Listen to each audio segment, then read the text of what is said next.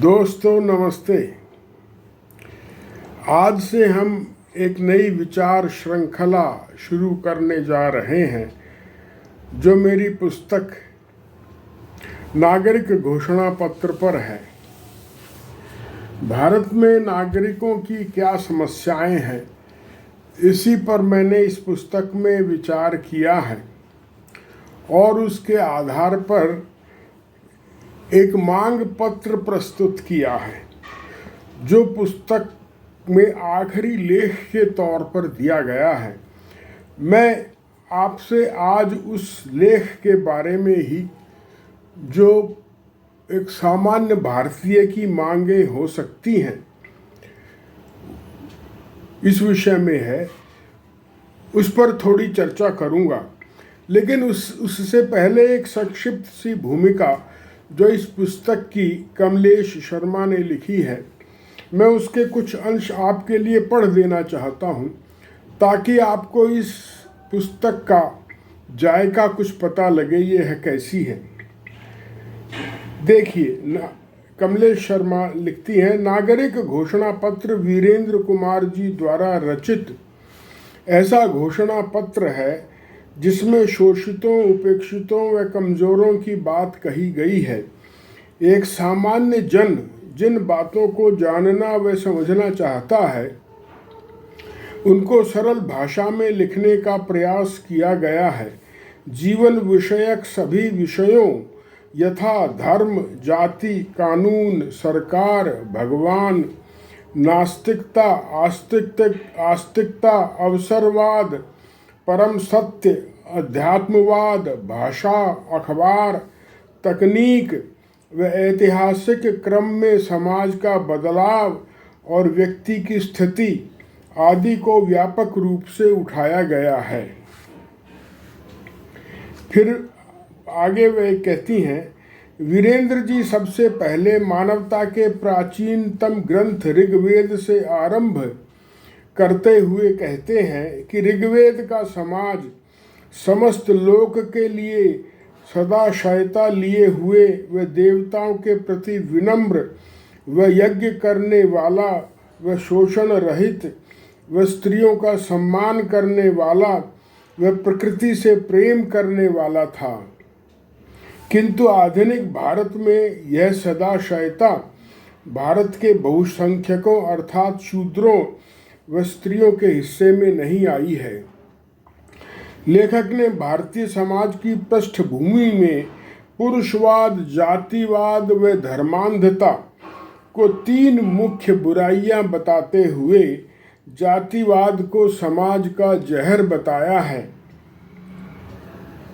और कहा है कि बहुत सारी संस्थाएं इसलिए कायम हैं क्योंकि पुरुष ने स्त्री को दबाया हुआ है तथा स्त्री मुक्ति का प्रश्न बहुत बड़ा, बहुत जटिल और बहुआयामी है। उसका प्रस्तुतिकरण पाठक की सोच को विस्तार देता है। पुस्तक पढ़ते समय बड़ी मज़ेदार व्याख्याएं भी पढ़ने को मिलती हैं। यथा उन्होंने मेरी एक छोटी सी कविता जो इस ग्रंथ के अंत में दी गई कविताओं में से एक है, उसका उल्लेख किया है, वह लिख दी है पूरी की पूरी। सुनिए आप भी। जो ब्रह्म का नाम लेकर बहकाए वह ब्राह्मण। ये जातियों की परिभाषा है ये कविता। इसका शीर्षक भी परिभाषाएं है।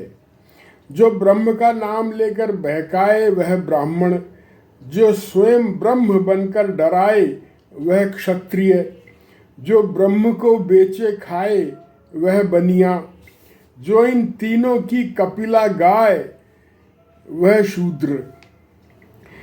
इस प्रकार मनुष्य के जीवन से संबंधित जितने भी विषय हो सकते हैं उनका अवलोकन व अवगाहन प्रस्तुत घोषणा पत्र में किया गया है और विवेचनाओं में स्थान स्थान पर भारतीय संविधान को भी संदर्भित किया गया है जो सामान्य पाठक को अपार जानकारी देता है। शोषितों, वंचितों के साथ साथ आम आदमियों की परेशानियों दुख दर्द को समझने व उनकी चिंताओं को साझा करने का कठिन कार्य लेखक ने नागरिक घोषणा पत्र के माध्यम से किया है। जटिल विषयों को सरलता से प्रस्तुत करने के लिए लेखक को साधुवाद। तो यह रही कमलेश शर्मा की संक्षिप्त भूमिका। अब हम उस अंतिम लेख पर आ जाते हैं पुस्तक के, जिसका मैं अभी जिक्र कर रहा था। इसका शीर्षक है नागरिक घोषणा पत्र की मुख्य मांगे। ये है, अगर जो आप देख सके तो ठीक है। अब इसको मैं पढ़ूंगा नहीं पूरा, बल्कि इसका जो सार है वह मैं आपको बताता रहूंगा। जरूरत पड़ी तो एक दो पंक्तियां पढ़ भी सकता हूं। तो इसमें कुल 7 मांगे मैंने गिनी है कि जो एक नागरिकों की सामान्य मांगे हैं, जो भारत के लगभग सभी नागरिकों को संतुष्ट कर सकती हैं। इन मांगों का आधार मैंने बंधुता, समता और स्वतंत्रता, फ्रेटर्निटी, इक्वलिटी और लिबर्टी, ये जो सिद्धांत है इसको माना है। यह सिद्धांत फ्रांसीसी क्रांति से निकला था करीब 150 साल पहले, और किसी विचारक का ही कहा हुआ है। यह दरअसल सिद्धांत इतना व्यापक है कि लगभग सभी ने इसे अपना लिया है, और हमारे संविधान में भी स्थान स्थान पर यह झलकता है। और दूसरा, मैंने एक अपना, फिर मैं धर्म पे आया हूँ सीधा, कि हमारे भारतीयों के जीवन में धर्म का महत्व बहुत ही अधिक है, और पाखंडी भी बहुत हैं हमारे यहाँ। और भाजपाइयों ने तो धर्म के पाखंड को हर दिशा में फैला दिया है, 10 दिशाओं में। तो यह भी ऐसा अंधकार इन्होंने धर्म के नाम पर मचा दिया है कि किसी को कुछ सूझ नहीं रहा है कि ठीक क्या है, गलत क्या है। और इनका अंतिम उद्देश्य भी यही लगता है कि ठीक और गलत का भेद मिटा दो। मोदी जी कह रहे हैं मुझे काले और सफ़ेद से कुछ वास्ता नहीं है, मुझे धन चाहिए देश के विकास के लिए। मतलब जितने भी ब्लैकी हैं सबके अपराध माफ हो जाएंगे। तो इस तरह की बातें वो बीच बीच में कुछ कहते रहते हैं। अभी वो कह रहे थे बिहार चुनाव के दौरान कि आरजेडी ने कांग्रेस से चीफ मिनिस्टरशिप उसकी कनपटी पर पिस्तौल रखकर हासिल की है। बताइए, कोई ये प्रधानमंत्री के कहने की बात है और उनके पास क्या सबूत है इस प्रकार भ्रम फैलाने का? ये लोकतंत्र को सीधा सीधा धराशायी करना है, ध्वस्त करना है, और ये वही चाहते हैं। इनकी प्रवृत्ति हिटलर वाली है। ये आरएसएस की विचारधारा से प्रेरित हैं, जो धर्मनिरपेक्ष देश की बजाय हिंदू देश बनाना चाहती है। और वह हिंदू भी 3 वर्णों का, जो आबादी का मात्र 17% हैं, बाकी सब उनके गुलाम रहेंगे, ऐसी इसकी कल्पना है। और लोग कहने लग गए हैं ये। खैर, अब इस घटाटोप में हम आगे चलते हैं। तो उसमें एक किरण जो मुझे लगती है धर्म के क्षेत्र में, वह गीता में जो कहीं एक संदर्भ आया है, निष्काम कर्म, विकर्म, अकर्म, इस सब का।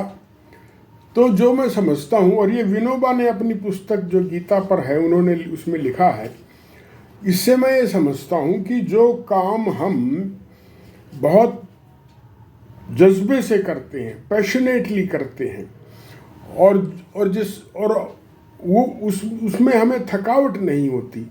और ऐसा कौन सा काम है? ऐसा काम स्वाभाविक काम होता है, जो हमारे स्वभाव के अनुकूल होता है, जिस विषय में हमारी पकड़ होती है, हमारी गति होती है, स्वाभाविक रुचि होती है, उसमें हमें थकावट नहीं होती।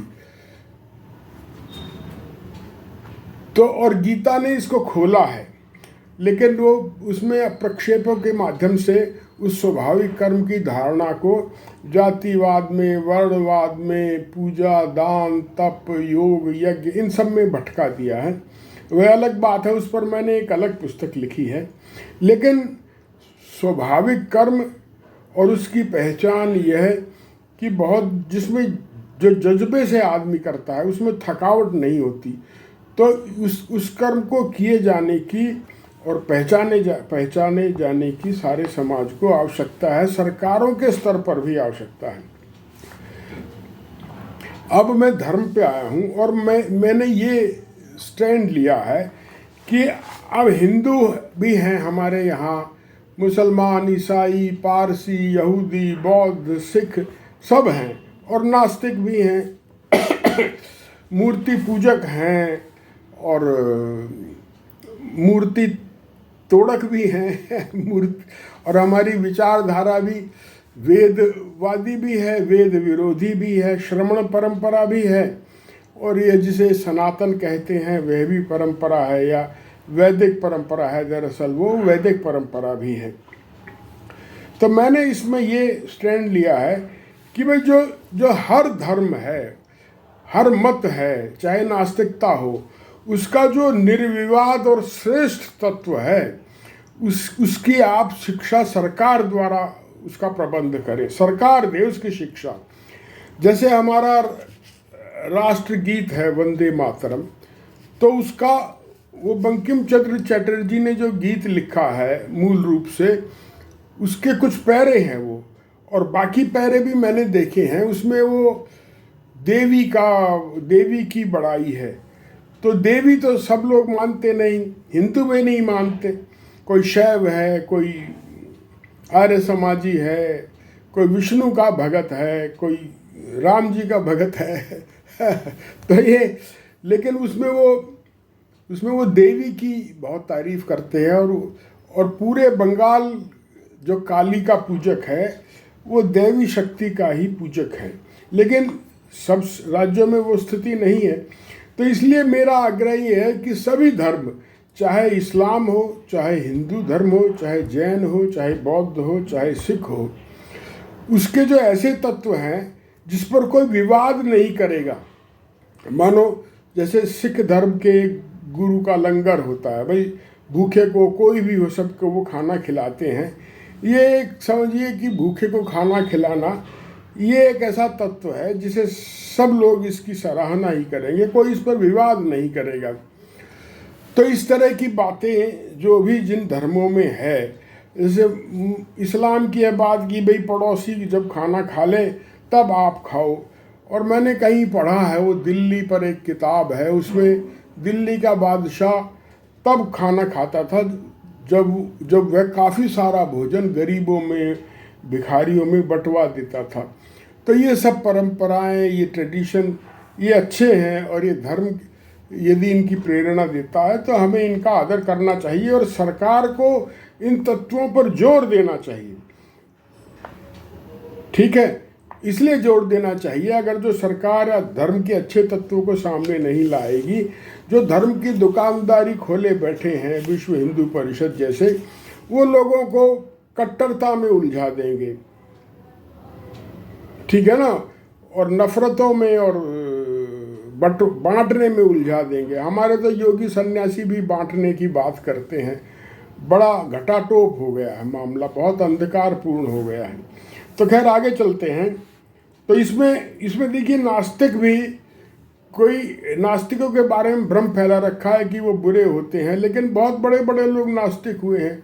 लेनिन नास्तिक थे, माओ नास्तिक थे, जिन्होंने अपने देश का निर्माण किया। हम चाहे उनके बारे में कुछ कहें ये संघी, लेकिन उनके देश में उनकी बहुत इज्जत है, और अंतर्राष्ट्रीय स्तर पर भी इज्जत है। तो उन्होंने भी अपने जीवन में त्याग किया, अपनी सुख सुविधा छोड़कर अपने देशों के लिए काम करा। हमारे यहाँ जवाहरलाल नेहरू थे, वो भी कोई भगवान को नहीं मानते थे। तो और भी ऐसे बहुत लोग थे जिन्होंने बहुत त्याग किया है, आत्म त्याग का जिन्होंने उदाहरण रखा है सामने। तो नास्तिकता से भी बहुत कुछ सीखने की ज़रूरत है। वो भी सरकार को बताना चाहिए, स्कूलों में पढ़ाया जाना चाहिए। नास्तिकता के श्रेष्ठ और निर्विवाद तत्वों के प्रचार से नागरिक धर्म आधारित आतंकवाद से विमुख होंगे, यह भी मैंने बता दिया है। सरकार इसे पहचाने और श्रेष्ठ और निर्विवाद नास्तिकता के प्रचार और शिक्षण की व्यवस्था करे। फिर इसके निष्कर्ष के तौर पे मैं कह रहा हूँ कि उपरोक्त धार्मिक, आध्यात्मिक और नास्तिकता संबंधी उद्योग देश की भावनात्मक एकता में आशातीत वृद्धि करेगा। अब आप मान लो राम जी के गुणगान करो तो जो शिव जी वाले सोचते हैं यार हमारे देवता की तो कुछ बात ही नहीं हो रही, इस्लाम वाले भी यही सोचेंगे, सिख भी यही सोचेंगे, जैन भी यही सोचेंगे, बौद्ध भी यही सोचेंगे, नास्तिक भी ऐसे ही सोचेंगे कि हमारे मत की तो कोई बात नहीं हो रही। तो ये जो एक तरफा झुकाव, ये पक्षपात स्टेट द्वारा, प्रधानमंत्रियों द्वारा, ऐसा नहीं होना चाहिए। इससे लोग नज़दीक ही आएंगे आपस में और एक मजबूत राष्ट्र का निर्माण होगा। फिर मैं अगले धर्म से अगले बिंदु पर आता हूँ और फिर समता को रेफर करता हुआ कहता हूँ, जो समता, बंधुता, स्वतंत्रता के सिद्धांत का एक पक्ष है कि समता को समाज में लागू करने के लिए सब लोगों का आनुपातिक प्रतिनिधित्व होना चाहिए। जो भी महत्वपूर्ण वर्ग हैं समाज में, चाहे धर्म की दृष्टि से, चाहे भाषा की दृष्टि से, चाहे जाति की दृष्टि से, या चाहे क्षेत्र की दृष्टि से, किसी भी दृष्टि से जिस तरह से वर्ग हमारे उसमें आते हैं नज़र में, उन सबको प्रतिनिधित्व वहाँ मिलना चाहिए। ऐसी सरकार की कोशिश होनी चाहिए ताकि कोई लोग को ग्रज ना हो। अब वो साउथ वाले कहते हैं हम हिंदी क्यों लागू होने दें, हमें क्या मिलेगा, हमारी भाषा को तो दबा लेगी हिंदी। तो जब सारे काम काज में सरकार ऐसी नीतियां नहीं अपनाती, सभी राज्य सरकारें और केंद्र सरकार कि साउथ वालों को लगे नहीं कि हमारी भाषा से पक्षपात हो रहा है, हमारी भाषाओं से पक्षपात हो रहा है, तो हिंदी का स्वागत नहीं करेंगे। आगे चलते हैं कि ये दो विषय हो गए कि धार्मिक एक तरह से भेदभाव नहीं होना चाहिए, किसी पर विशेष मत या धर्म का पक्ष नहीं ले सरकार, और दूसरा ये कि सबको आनुपातिक प्रतिनिधित्व मिले, जिसकी जितनी संख्या उतना उसको प्रतिनिधित्व। जैसे वो आजकल जाति जनगणना का मुद्दा चला है, वो बिल्कुल ठीक है। मैं तो कहता हूँ धार्मिक जनगणना भी हो, स्त्री और पुरुषों की जनगणना भी हो, उनको भी अब उनकी जनसंख्या के अनुपात में वो मिले, और जो है बच्चों का भी कोई पक्षधर हो सरकार में, खाली ऐसा ही नहीं, जानवरों का भी हो, क्यों नहीं हो। अब तो इंसानियत ने जानवरों को भी के प्रति भी उदार होना अपना कर्तव्य मान लिया है, और हमारे देश में बहुत कानून है। अब तीसरी बात यह है, जो मांग है कि सरकार मूलभूत आवश्यकताएं जो हैं सब व्यक्तियों की, उनको पूरा करे, उनकी गारंटी दे। बहुत देशों ने किया हुआ है, हमारे पड़ोस में चीन ने किया है, अमेरिका ने, रूस ने, सारे यूरोप ने ये किया हुआ है, हम क्यों नहीं कर सकते। हमारा पैसा जितना भ्रष्टाचार में चला जाता है, उसी को अगर जो इसमें लगाया जाए तो सब लोग आराम से रह सकते हैं। गांधी जी ने कहा था कि प्रकृति में सबके लालच का समाधान नहीं है, लेकिन सबकी आवश्यकता की पूर्ति हो सकती है। हमारे यहाँ तो आवश्यकता की भी पूर्ति नहीं हो रही, लोग भूखे सोते हैं, अभी भी चिकित्सा के बिना मर जाते हैं, भयंकर गरीबी में जीवन जीते हैं। इसका मैंने जो कंक्लूजन किया है वो इन पंक्तियों में किया है। ये मूलभूत आवश्यकताएं कम से कम ये हैं: मकान, कपड़ा, रोजी रोटी, स्वास्थ्य, शिक्षा और प्रदूषण रहित वातावरण। इनके अलावा पानी, यद्यपि वह भोजन का ही भाग है किंतु अलग भी है, पानी के अलावा परिवहन इनकी भी व्यवस्था करें। तो मकान, कपड़ा, रोटी, स्वास्थ्य, शिक्षा, प्रदूषण रहित वातावरण, पानी और परिवहन, ये 7-8 चीज़ें हैं। सरकार को चाहिए कि ये सब व्यक्तियों की पहुंच में हो। अब मैं उन बातों पर आया हूं जो हमें नहीं करनी चाहिए। करने वाली मैंने कुछ बताई, कुछ रह गई वो मैं आगे बताऊंगा। जो सबसे इम्पोर्टेंट थी वो मैंने बता दी है। अब मैं उन पर आ रहा हूं कि जो हमें नहीं करनी है, एक गवर्नमेंट के तौर पर, राजनीति में नेताओं को नहीं करनी है, कि ये वाणिज्यिक विज्ञापन सरकार बंद करे कि ये सेरोलैक खाओ और ये नमकीन खाओ और ये पिज़्ज़ा खाओ। ये सब बकवासबाजी बंद करनी चाहिए, क्योंकि इसका नुकसान ये है कि आदमी खामखा ऐसी चीज़ों में फंस जाता है जिसकी उसको ज़रूरत नहीं है, और उसका बहुत पैसा और ध्यान और एनर्जी सब बर्बाद होती है और भ्रम फैलता है। आदमियों का, समाज का स्वस्थ विकास नहीं हो पाता। अगर जो आप सोचने लगो इनसे कितनी बीमारियां फैल रही है, ये दरअसल उपभोक्तावाद की आत्मा है। ये विज्ञापनबाजी, उपभोक्तावाद वो नागरिक के लिए अच्छा नहीं है, कारखानेदारों, पूंजीपतियों के लिए अच्छा है। उपभोक्तावाद ज़्यादा से ज़्यादा उपभोग को बढ़ावा देता है, जिसका मतलब है ज़्यादा से ज़्यादा माल बिकेगा, जिसका मतलब है ज़्यादा से ज़्यादा माल बनेगा, जिसका मतलब है ज़्यादा से ज़्यादा मुनाफा पूंजीपति को होगा। तो ये एक श्रृंखला है जो मुनाफेबाजी की, जो विज्ञापनबाजी पर समाप्त होती है। तो इसको नियंत्रित किया जाना जरूरी है। विज्ञापनबाजी तो बिल्कुल बंद होनी चाहिए। मनुष्य को वैसे ही पता होता है कि उसकी क्या आवश्यकताएं हैं। क्या मुनाफाबाजी से, विज्ञापनबाजी से पहले लोगों को नहीं पता था अपनी ज़रूरतें? सबको पता था, बल्कि कोई फालतू चीज़ों में आदमी नहीं फंसता था।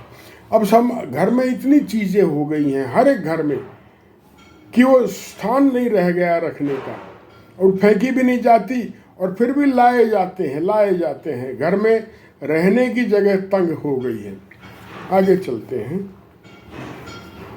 विज्ञापनबाजी बंद करने के अलावा हानिकर वस्तुओं का उत्पादन बंद हो या नियमित करें। अब जैसे एक वो सोडियम ग्लूकोमेट डालते हैं भोजन में, वो नुकसानदायक है, या रंग डालते हैं, जलेबी में डाल दिया, या और चीज़ों को सुंदर बनाने के लिए कई तरह की चीज़ें करते हैं। तेल में हाइड्रोजन मिलाते हैं जब वो जमकर घी होता है। क्या ज़रूरत है, तेल वैसे ही खाओ भाई, है ना। लेकिन उसको सुंदर दिखाने के लिए, शोकेस में सजाने के लिए, ललचाने के लिए, ये जो है, ये अनावश्यक चीज़ें उसमें डाल दी हैं। वो उसकी जेब से जाती हैं, उसका स्वास्थ्य खराब करती हैं। बेटाइम आदमी खाता रहता है। घर में इतनी चीज़ें हैं खाने की कि खा के लोग मोटे हो रहे हैं, बीमार हो रहे हैं। एक वक्त था जब लोगों को खाने नहीं मिलने से समस्या थी, अब समाज के मध्यम वर्ग में अधिक खाने से समस्या हो गई है। तीसरी जो चीज़ है वो है कि नशाखोरी के खिलाफ सरकार अभियान चलाए। अभियान का मतलब ये है कि शिक्षित करे, है ना। और जो अवैध रूप से ये नशे बिक रहे हैं, बल्कि स्कूलों में ही बुरा हाल हो गया है, बहुत बुरा हाल हो, चाहे सरकारी हो चाहे प्राइवेट हो। गांजा और स्मैक की आम चीज़ें हो गई हैं। बच्चे एक दूसरे की हत्या कर रहे हैं, इसके लिए कई खबरें आ चुकी हैं। आगे चलते हैं। और सरकार निरामिष भोजन के लिए प्रेरित करे। मैं क्यों निरामिष भोजन कह रहा हूँ? क्योंकि ये आप देखिए कि जैसे अमेरिका का उदाहरण ले, वहाँ मक्का उगाया जाता है बहुत, और वो जानवरों को खिलाया जाता है। फिर उन जानवरों को काट के आदमी खाते हैं। लेकिन मान लो 60 किलो मक्का खाएगा एक जानवर, तो उसका 1 किलो मांस बनेगा। उस 1 किलो मांस को 2 या 4 आदमी खा लेंगे ज़्यादा से ज़्यादा। लेकिन 60 किलो मक्का, जिससे केवल 1 किलो मांस बन रहा है, अगर जो उसको खाएंगे तो कम से कम जो है 120 आदमियों का पेट भरेगा या 150 आदमियों का पेट भरेगा। तो इससे इससे क्या है कि प्रकृति का दोहन कम से कम होगा, है ना। हम मक्का उगा रहे हैं ज़्यादा से ज़्यादा, उसमें ज़मीन में वो जहर डाल रहे हैं, पेस्टिसाइड डाल रहे हैं, पौधों पर फर्टिलाइज़र केमिकल डाल रहे हैं, ज़मीन बर्बाद हो रही है। तो ये सब बातें, हवा बर्बाद हो रही है, हमने ऐसी हवा बना ली है, दिल्ली सबसे प्रदूषित शहर हो गया है। तो ये सब चीज़ें हैं जिनकी तरफ मैं ध्यान खींच रहा हूँ कि अगर जो हम जीवन में सामिश की बजाय निरामिष ज़्यादा रहें तो वो बेहतर है। और वहाँ पश्चिम में भी ये बात लोगों के ध्यान में आई है। अच्छा, एक जो बात जो मैं नहीं कह रहा हूँ, जो किसी ने नहीं कही, वो ये है, एक तो नई बात मैंने ये कही, सारे धर्मों को पढ़ा हूँ, ठीक है। दूसरी बात ये है कि जैसे प्रकृति है, आप प्रकृति में थोड़े मान लो लापरवाह होते हैं एक हद से ज़्यादा, तो प्रकृति आपको तुरंत सजा देगी, ठीक है। कभी आपके पैर में कंकड़ चुभा देगी, कभी कांटा चुभा देगी, कभी जो है चाकू से सब्जी काटते हुए आपका हाथ कट जाएगा, या कुछ भी हो सकता है, हाथ जल जाएगा, या नशा आपने कर लिया तो कुछ गलती कर जाओगे, सड़क पे एक्सीडेंट कर बैठोगे, मार पिटाई कर दोगे, मुसीबत में फंस जाओगे। तो जैसे ही आप गलती करते हो, सेफ लिमिट से बाहर जाते हो किसी भी कारण से, तो प्रकृति तुरंत आपको सजा देगी। कैसे देगी? जिससे बदतमीजी करोगे वो चांटा मार देगा, ठीक है। आग का सम्मान नहीं करोगे वो जला देगी, चाकू का सम्मान नहीं करोगे वो काट देगा।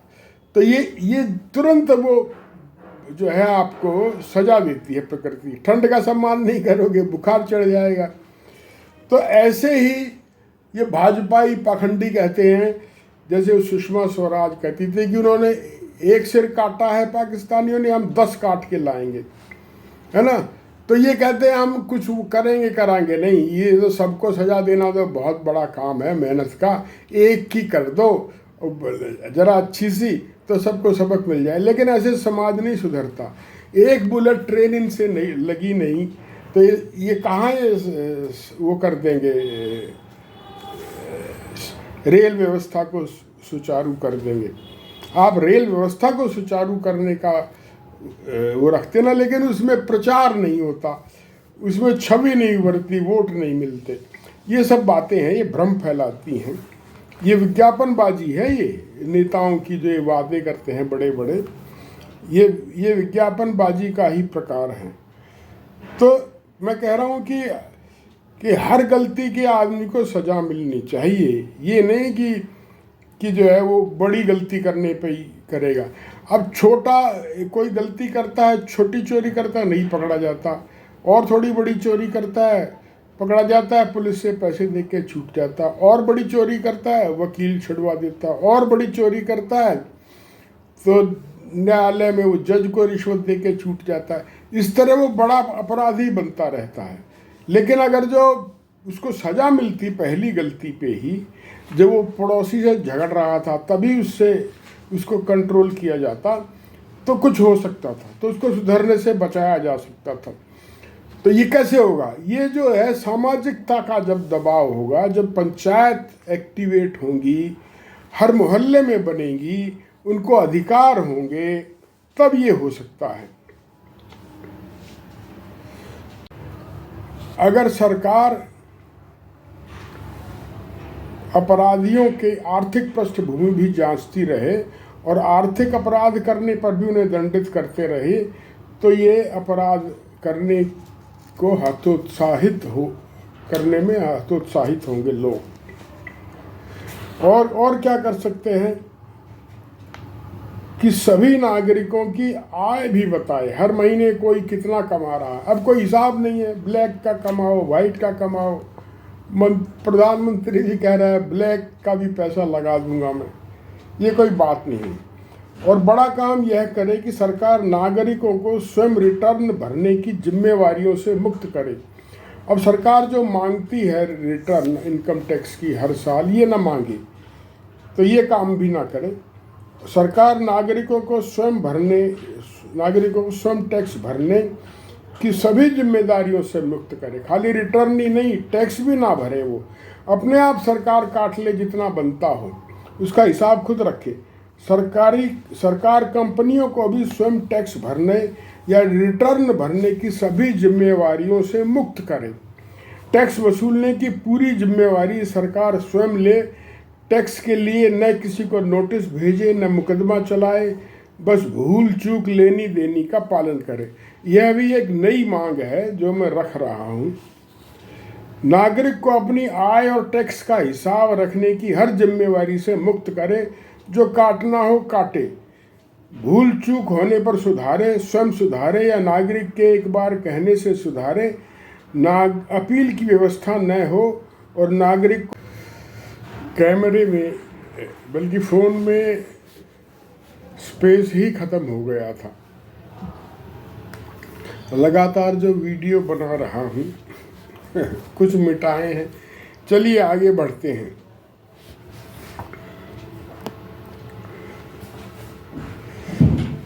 टैक्स वसूलने को हर दृष्टि से झंझट मुक्त बनाए, जितना बना सकती हो। सरकार परमिट लाइसेंसों को जहां तक हो सके नमस्ते कहे। उनकी आवश्यकता नागरिकों पर कम से कम लादी जाए। अब नई बात क्या कह रहा हूं मैं कि लाइसेंस परमिट वाली गतिविधियों को ही बंद करे या स्वयं करे, या तो उन गतिविधियों को पूर्णतः बंद कर दे या स्वयं करे, या निजी क्षेत्र की भागीदारी से करे। नागरिकों से लाइसेंस परमिट के लिए प्रार्थना पत्र देने की अपेक्षा न करे। और अंतिम बात जो मैं कह रहा हूँ, जो सबने कही है लगभग, कि सरकार संविधान और विधान में कम से कम कानून रखे। आज हालत यह है कि कितने कानून है किसी को नहीं पता। ये मेरी 7 मांगे, मुख्य मांगे हैं। और अंतिम में निष्कर्ष तौर पर कह रहा हूँ कि सरकार प्रशासन में सरलता को अपना सूत्र बनाए और पेचीदगी को तिलांजलि दे। अब ये जो है, अंत में मैं कहता हूँ कि ये तो मांगे बहुत हुई, पर ये कम से कम भी हैं। इनमें से एक भी घटाई नहीं जा सकती। और दिलचस्प बात मैं ये कह रहा हूँ कि सरकार बाकी पुस्तक को इन मांगों के कार्यान्वयन की प्रस्तावना समझे। कि मैंने ये जो 800 पेज लिख मारे हैं, इनको सरकार ये समझे कि ये इन 7 मांगों की प्रस्तावना थे। वो इन पर अगर जो इन पर कार्रवाई हो जाए तो इन पर ध्यान देने की ज़रूरत नहीं है।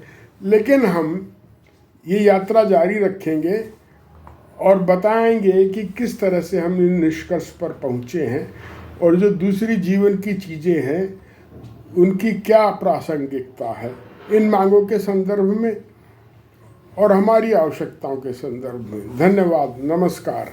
उम्मीद है आपको वीडियो पसंद आया होगा।